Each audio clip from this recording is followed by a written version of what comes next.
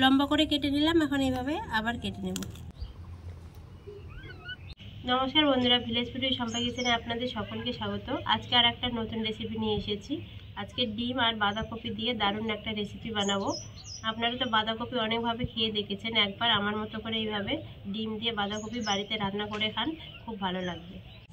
তাহলে চলুন বন্ধুরা, রেসিপিটা প্রথম থেকে শেষ অবধি দেখার অনুরোধ রইল। আর কোনো বন্ধু যদি আমার চ্যানেলে নতুন হয়ে থাকেন তাহলে চ্যানেলটিকে সাবস্ক্রাইব করে আমার পাশে থাকবেন। ডিম দিয়ে বাঁধাকপি রান্না করার জন্য প্রথমে এখন বাঁধাকপিটা ঝিরিঝিরি করে বানিয়ে নেব। বাঁধাকপিটা ঝিরিঝিরি করে বানিয়ে ধুয়ে পরিষ্কার করে নিয়ে এসেছি। এই যে দেখুন, এইরকম করে ঝিরিঝিরি করে নিয়েছি। বাঁধাকপিটার উপরে এখন লবণ দিয়ে দেব, দিয়ে বাঁধাকপিটা একটু মেখে নেব। তাহলে বাঁধাকপির মধ্যে যে জলটা থাকবে সেটা বের হয়ে যাবে। এই লবণটা দিয়ে 5 মিনিটের মতো বাঁধাকপিটাকে মেখে রেখে দেব। তাহলে বাঁধাকপিটা নরম হয়ে যাবে অনেকটা। এখন 5 মিনিটের মতো ঢেকে রেখে দেব। 5 মিনিট পর বাঁধাকপিটা দেখুন কতটা নরম হয়ে গেছে আর কতটুকু হয়ে গেছে, আর বাঁধাকপি থেকে কতগুলো জলও বেরিয়েছে। এই জলগুলো থেকে বাঁধাকপিগুলো এখন চিপে চিপে তুলে নেব। এইভাবে ভালোভাবে চিপে নিতে হবে, একটুকু যেন জল না থাকে।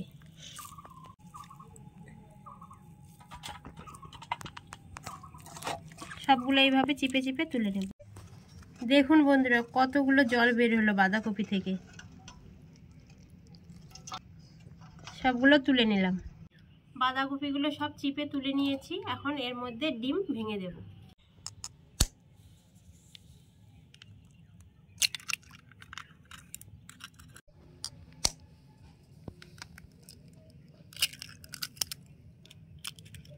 আমি এই বাঁধাকপির জন্য এখানে 2টা ডিম ভেঙে নিয়ে নিলাম। আপনাদের যদি বাঁধাকপি বেশি হয় তাহলে ডিমের পরিমাণটাও একটু বেশি দিতে হবে। এখন এর মধ্যে হলুদ গুঁড়ো দিয়ে দেব, একটু শুকনো লঙ্কার গুঁড়ো দিয়ে দেব, ঝালটা নিজেদের পছন্দ মতো, যে যেরকম ঝাল পছন্দ করে। একটু ধনে গুঁড়ো দিয়ে দেব, আর একটু জিরা গুঁড়ো দিয়ে দেব, একটু চিনি দিয়ে দেব সামান্য পরিমাণে, আর একটু সামান্য পরিমাণে লবণ দিয়ে দেব। লবণ বেশি দেব না, বাঁধাকপির মধ্যে লবণ দেওয়া ছিল তার জন্য বেশি দিলাম না। এখন সব উপকরণগুলো ভালোভাবে মাখিয়ে নেব।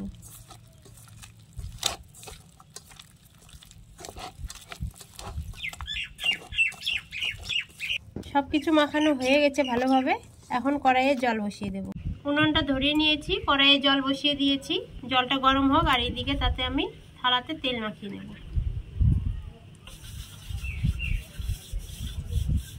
আজকে খুব হাওয়া ছেড়েছে, তার উপর ছাদের উপর রান্না করছি, হাওয়াটা আরো বেশি লাগছে। ডিম আর বাঁধাকপিটা এই থালার মধ্যে এখন ঢেলে নেব।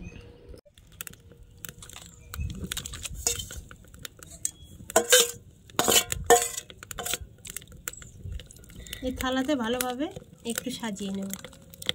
এখন হাত দিয়ে এইভাবে একটু সমান করে নেব। হাত দিয়ে ডিম আর বাঁধাকপিটা ভালোভাবে সেট করে দিলাম। এখন এই কড়াইয়ের মধ্যে একটা স্ট্যান্ড দিয়ে দেব। এখন এই থালাটা কড়াইয়ের মধ্যে বসিয়ে দেব। এখন 10 মিনিট ডিম আর বাঁধাকপিটাকে ভাপ দিয়ে নেব। এখন একটা গামলা দিয়ে কড়াইটা ঢেকে দেব। 10 মিনিট হয়ে গেছে, ঢাকনা খুলে নিয়েছি। বাঁধাকপি আর ডিমটা অনেকটা ফুলে গেছে। এই যে দেখুন, অনেকটা ফুলে গেছে। এখন নামিয়ে ঠান্ডা করে নেব।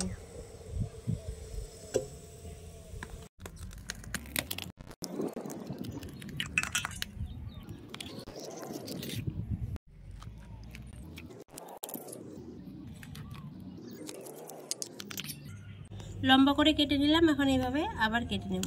আমি 4 কোনা করব, আপনারা যেরকম শেপ দেবেন সেইভাবে কেটে নেবেন।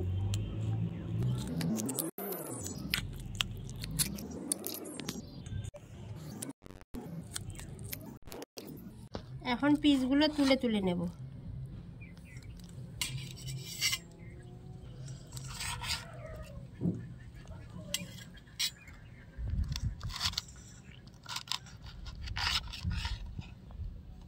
সব পিসগুলো এইভাবে এখন তুলে নেব। কড়াই বসিয়ে দিয়েছি উনুনে। এখন এই ঢোকলাগুলো ভেজে নেব।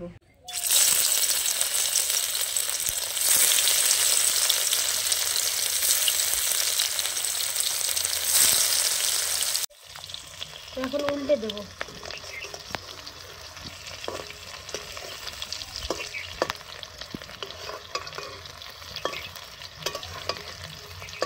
লাল লাল করে ভাজা হয়ে গেছে, এখন তুলে নেব।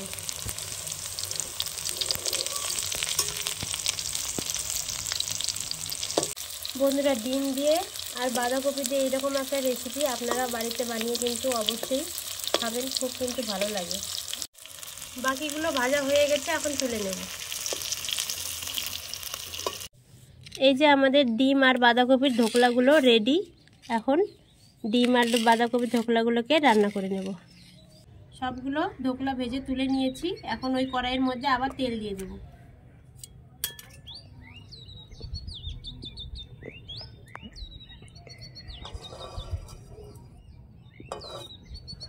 এই ধোকলাগুলো ভাপ দেওয়ার আগে বন্ধুরা আপনারা একটু বেসন বা চালের গুঁড়ো দিয়ে দিতে পারেন। আমি শুধু ডিম আর বাঁধাকপি দিয়ে ধোকলাগুলো বানিয়েছি, আপনারা চাইলে একটু বেসন আর চালের গুঁড়ো দিয়ে দিতে পারেন।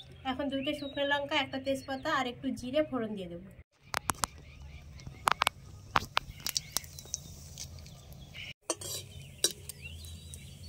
এখন এর মধ্যে পেঁয়াজ কুচি দিয়ে দেব।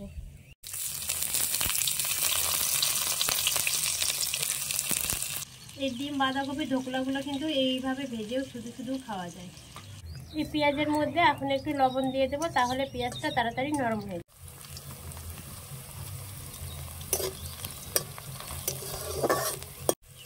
পেঁয়াজটা লাল লাল করে ভেজে নেব। পেঁয়াজগুলো লাল লাল করে ভাজা হয়ে গেছে। এখন এখানে আদা, জিরে, শুকনো লঙ্কা আর রসুন বেটে রেখেছিলাম, সেটা একসঙ্গে ভেজে নেব। আর একটা টমেটো বেটে নিয়েছিলাম, সেটাও দিয়ে দেবো। আপনারা চাইলে টমেটো কুচি করেও দিতে পারেন।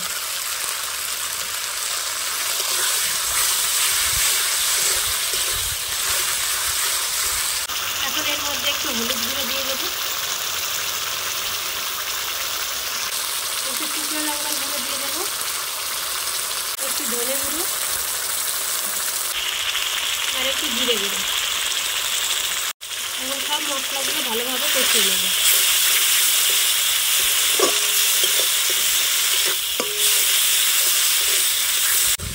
মশলাটা ভালোভাবে কষিয়ে নিতে হবে, যাতে টমেটো আর কাঁচা মশলাগুলো যেন গন্ধ না থাকে।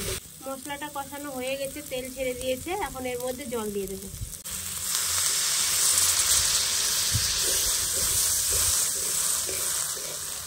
বেশি ঝোল করবো না, একটু গ্রেভি গ্রেভি করবো। তরকারির ঝোলটা ফুটে গেছে, এখন এই ধোকলাগুলো দিয়ে দেব। এখন সামান্য একটু লবণ দিয়ে দেব। 2-3 মিনিট ধোকলাগুলো ফুটিয়ে নিয়েছি। এখন নামানোর আগে গরম মশলা দিয়ে দেব। গরম মশলা গুঁড়ো দিয়ে দেব।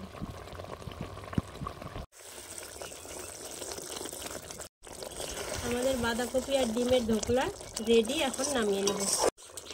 দেখুন বন্ধুরা, কত সুন্দর তরকারির কালারটা এসেছে, আর কেউ বুঝতেই পারবে না যে এটা ডিম আর বাঁধাকপির ধোকলা। কত সুন্দর লাগছে, মনে হচ্ছে যে মাছের পিসের মতো মনে হচ্ছে।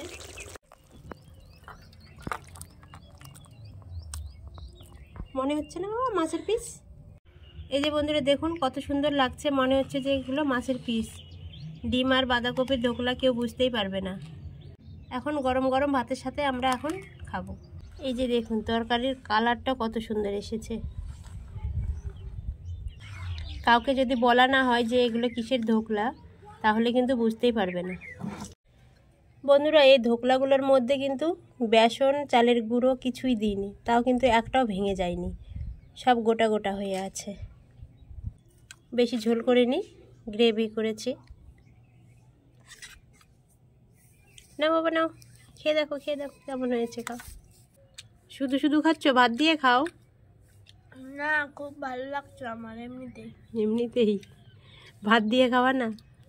আমাদের ক্যামেরাম্যানের হাতে আবার মৌমাছি কামড় দিয়েছে, আঙ্গুল ফুলে গেছে।